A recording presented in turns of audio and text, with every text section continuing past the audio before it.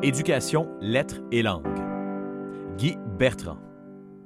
Depuis l'obtention de son baccalauréat en traduction en 1977, Guy Bertrand a occupé des postes de traducteur, de réviseur et de directeur au sein de Hop Canada, Electrolux et Honeywell, entre autres, avant d'intégrer la Société Radio-Canada en 1991 à titre de traducteur et conseiller linguistique.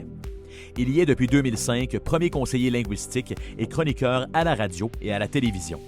Au cours des 30 dernières années, il a diffusé sur les ondes de la première chaîne de Radio-Canada plus de 5000 capsules linguistiques et plus de 8000 chroniques radiophoniques.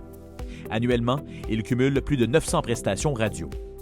La voix de Guy Bertrand est indissociable des fameuses capsules linguistiques dont il a aussi tiré 3 ouvrages, en plus de rédiger plus de 1000 bulletins linguistiques hebdomadaires présentés sur le site Internet de Radio-Canada de 1995 à 2018. En 2000, il reçoit le mandat de concevoir la politique linguistique de la radio française de Radio-Canada, document rebaptisé 4 ans plus tard « La qualité de la langue à Radio-Canada, principe directeur ». Cette politique est unique en son genre dans toute la francophonie. Membre actif et impliqué de l'Ordre des traducteurs, terminologues et interprètes agréés du Québec depuis 1977, il y occupe depuis 1995 le poste de président du comité de révision. Guy Bertrand a participé à de nombreux jurys prestigieux. Depuis 2012, il agit à titre de consultant officiel de la Maison Robert de Paris pour l'inclusion de mots québécois dans le Petit Robert.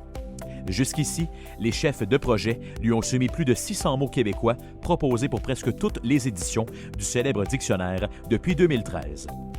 Il n'est d'ailleurs pas étonnant que son expertise soit souvent sollicitée pour parler, entre autres, de la langue et de l'avenir du français dans le monde.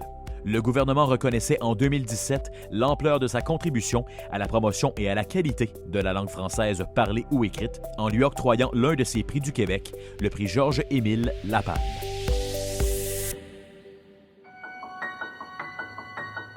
D'abord, c'est extrêmement flatteur, quel que soit le prix.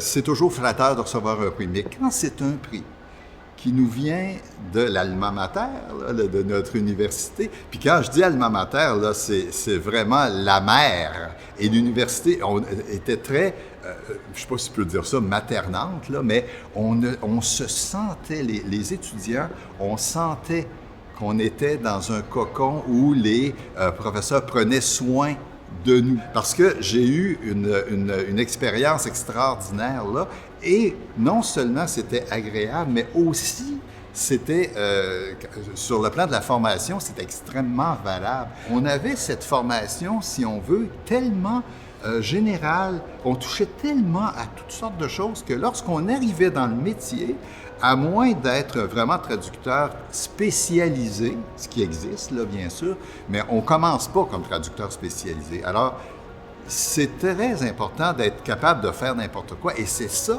le plus gros cadeau que l'université nous a fait, les étudiants, c'est de nous donner une formation tellement générale, éclatée, qui va dans toutes les directions, puis en même temps, avec des gens compétents. On a même fait du littéraire, de la traduction littéraire avec M. Vitali, justement, Geoffrey Vitali. On a fait de la traduction dans tous les domaines. C'était fabuleux. D'abord, c'était intéressant à faire, mais c'était aussi utile, et je n'ai jamais eu de problème dans toutes mes années, mes 40 ans d'exercice, là, 42 ans, je n'ai jamais eu de blocage. J'étais toujours capable de relever tous les défis. Et ça, j'espère que les professeurs vont l'entendre, parce qu'ils ne sont pas conscients de ce qu'ils offrent, combien ça peut avoir un impact dans la carrière de quelqu'un. Moi, là, tout ce que j'ai appris à l'université, je l'ai mis en pratique. Sur le plan de la formation, c'est extrêmement valable. Alors, si l'institution qui t'a déjà donné tous ces cadeaux-là, en plus, te donne un prix, ce que vous voulez demander de plus, c'est difficile d'avoir un plus beau cadeau.